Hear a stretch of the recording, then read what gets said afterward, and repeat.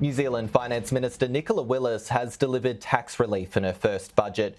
Kiwis are facing a tough 12 months ahead.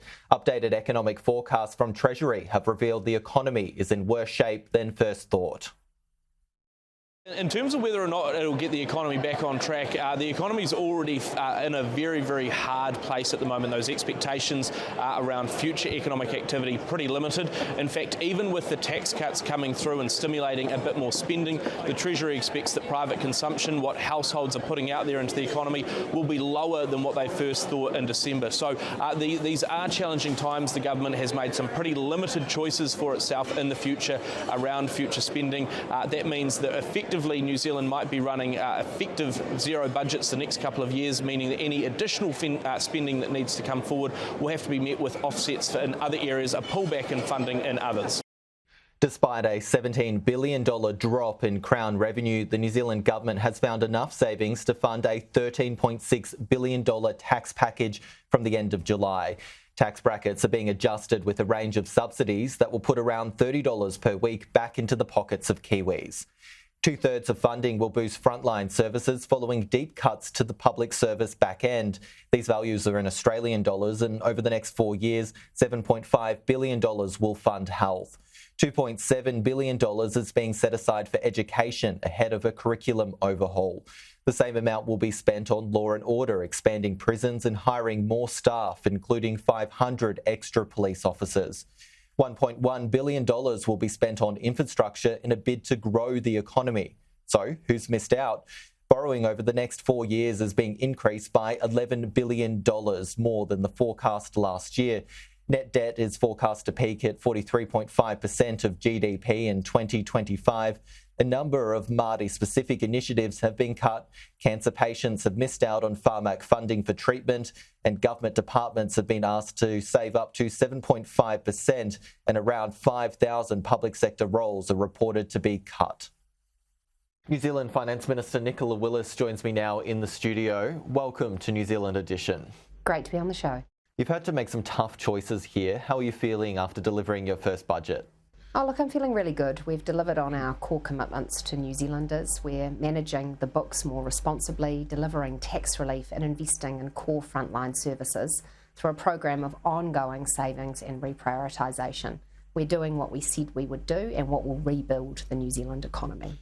Well, the updated forecast from Treasury stated that the downturn happened sooner, was deeper and will last longer than expected. It seems the economy is in a really, really bad shape and it's worse than we first thought. Yeah, look, we've inherited a very challenging set of economic conditions from the last government. We've had a prolonged period of high inflation. That's led to a sharp rise in interest rates, and that's had its toll on the economy. There's a lot of pain out there for many people. The good news is that the forecasts released yesterday show inflation coming back into the band this year. They show interest rates coming down and growth reviving. That's the story we want to see, and we're doing our bit as a government to lean into that and encourage that recovery.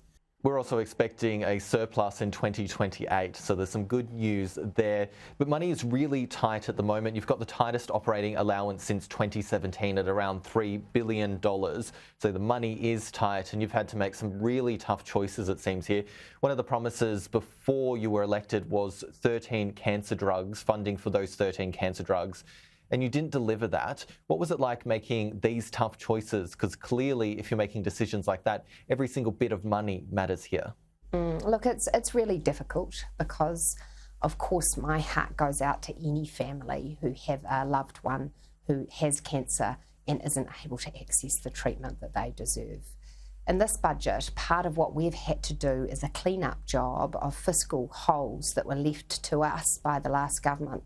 One of the most devastating holes was the gap in the medicines budget. The last government short-funded pharmac, our drug purchasing entity, and we had to find $1.8 billion simply to fund medicines that are currently listed in New Zealand. If we hadn't found that money, medicines would have had to have been delisted and no longer would have been available to New Zealanders. So where there's been some tough calls in this budget just to do what we have to do to fix up the books. That program with the cancer drugs would have cost $280 million over 4 years. I mean, is money that tight that you can't spare this amount of money when you're also delivering tax cuts and a range of subsidies at the same time? Well, we remain committed to getting better access to those cancer drugs, and this is a policy that we want to progress in future budgets. It is a change to the way that medicines are purchased in New Zealand currently, because at the moment Pharmac, the drug buying agency, makes those decisions independently. So by identifying those specific therapeutics, we need to take a different policy approach, and we're doing the work on that. Well, one thing that you could afford is tax cuts. You've got a package that will benefit 1.9 million households. This country is in a significant cost of living crisis. That was a really important initiative that you wanted to keep given the tough fiscal situation, wasn't it? Absolutely. Look, New Zealanders have been feeling in many cases like they've gone backwards in recent years. Their bills have gone up, but their income hasn't. They've been paying a higher proportion in tax. And the commitment we made on the campaign trail was, we're going to let you keep a little bit more of what you earn, because we know that every $20 matters when prices have been rising as fast as they have been. So we've delivered on that commitment. We don't think that tax relief will make anyone rich, but it will absolutely make a difference for New Zealand households juggling tight budgets. An average Kiwi will benefit about $30 a week. Will this make a big difference for Kiwis? I mean, it's not a huge amount of money.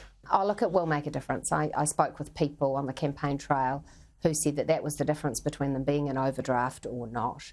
And we've unashamedly targeted our tax relief at lower and middle income families. Those with young children will benefit the most. On average, households with kids get more like $78 a fortnight and up to $250 a fortnight, depending on their childcare costs. So that's going to make a material difference for a lot of people. On Thursday, Budget Day, we saw mass protests around the country organised by Te Pāti Māori, the Māori Party here in New Zealand. Now, they also called for an establishment of an independent Māori Parliament. Is your gov doing enough for Māori people? I mean, that's the narrative they're pushing here. Well, look, I reject the idea of a separate parliament for Māori in New Zealand, and I think most New Zealanders would join me in rejecting that. In fact, most Māori New Zealanders would reject that proposition, because what people want to see is unity, and what people want to see is every New Zealander getting the services they need based on their needs. And our government is making significant investments in the public education system, health system. New Zealand has a big renewed focus on foreign affairs. What's in this budget for foreign affairs? You've seen an overall uplift in defence funding, in particular, about $500 million over the forecast period. Our government is determined to lift our investment in defence, because we are living in a less secure world. In this first budget, that funding is to support pay for our servicemen and women. And in future budgets, you're going to see an uplift in the infrastructure investment we make for our Defence Force. We're currently conducting a capability review, because we want to make sure the investments we make us highly useful to our defence partners around the world. New Zealand Finance Minister Nicola Willis, thank you. Thank you.